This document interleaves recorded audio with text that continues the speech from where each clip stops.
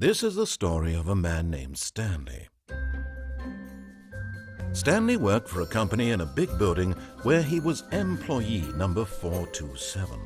Employee number 427's job was simple.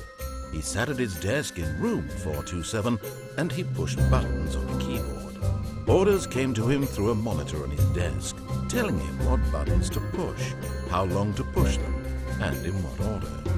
This is what employee 427 did every day of every month of every year. And although others might have considered it soul-winning, Stanley relished every moment that the orders came in, as though he had been made exactly for this job.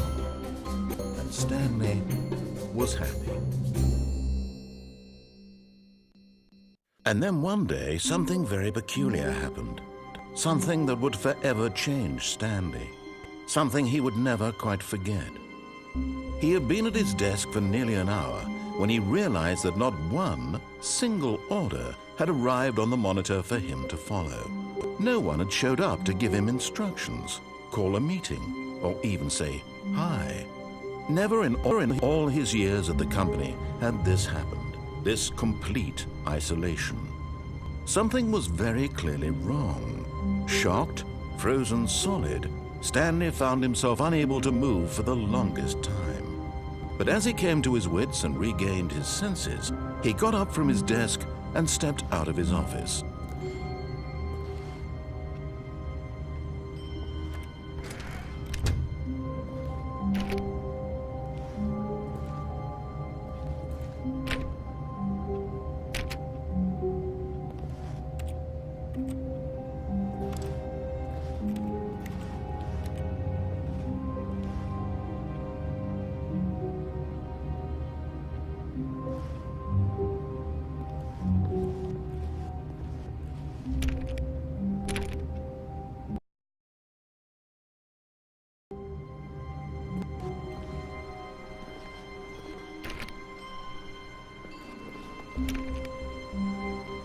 All of his co-workers were gone. What could it mean? Stanley decided to go to the meeting room. Perhaps he had simply missed a memo. No matter how hard Stanley looked, he couldn't find a trace of his co-workers.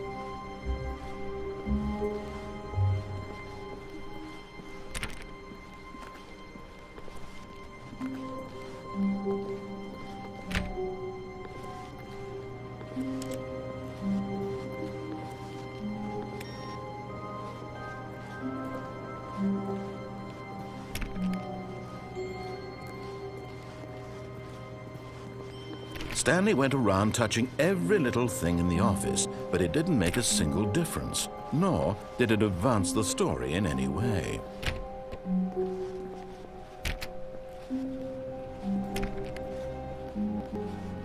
When Stanley came to a set of 2 open doors, he entered the door on his left.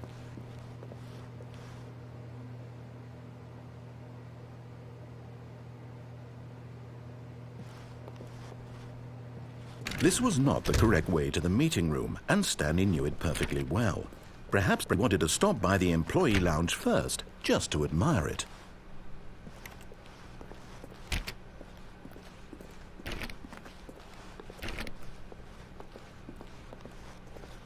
Ah, yes, truly a room worth admiring.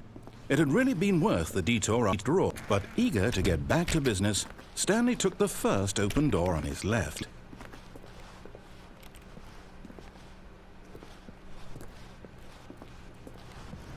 Stanley was so bad at following directions, it's incredible he wasn't fired years ago.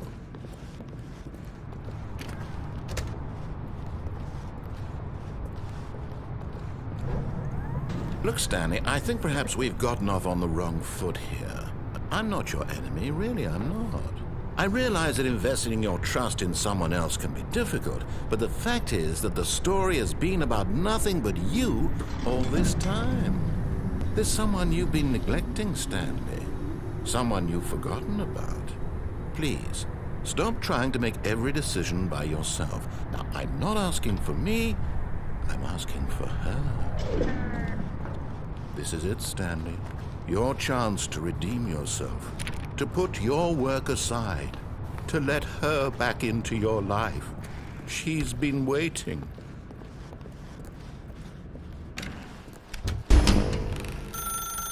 That's her, Stanley.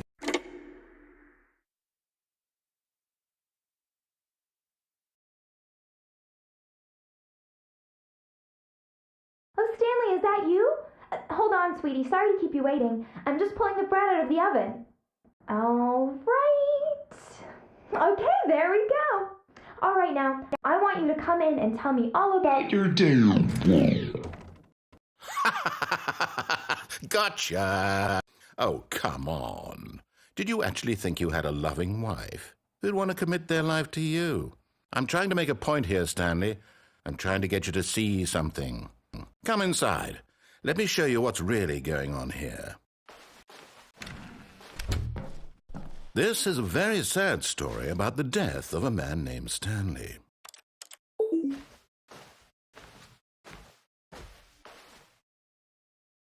Stanley is quite a boring fellow.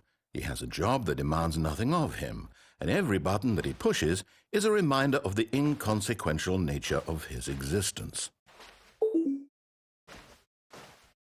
Look at him there, pushing buttons, doing exactly what he's told to do. Now he's pushing a button.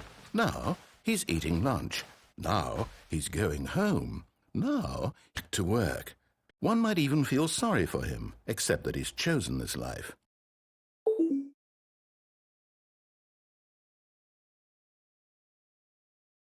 But in his mind, he can go on fantastic adventures.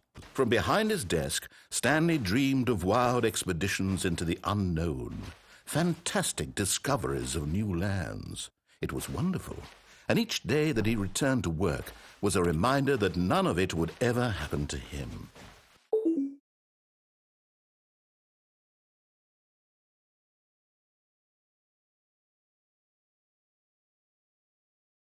And so he began to fantasize about his own job. First, he imagined that one day while at work, he stepped up from his desk to realize that all of his co-workers, his boss, everyone in the building had suddenly vanished off the face of the earth. The thought excited him terribly.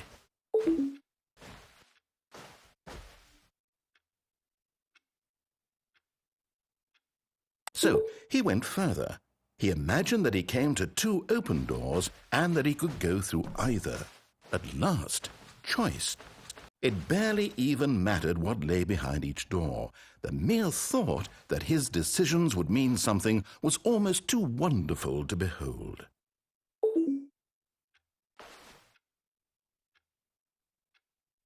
As he wandered through this fantasy world, he began to fill it with many possible paths and destinations. Down one path lay an enormous round room with monitors and mind controls. And down another was a yellow line that weaved in many directions. And down another was a game with a baby. And he called it the Stanley Parable.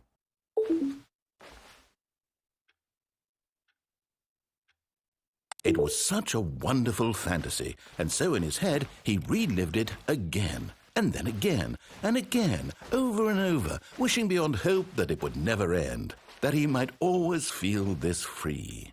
Surely there's an answer down some new path, mustn't there be? Perhaps if he played just one more time.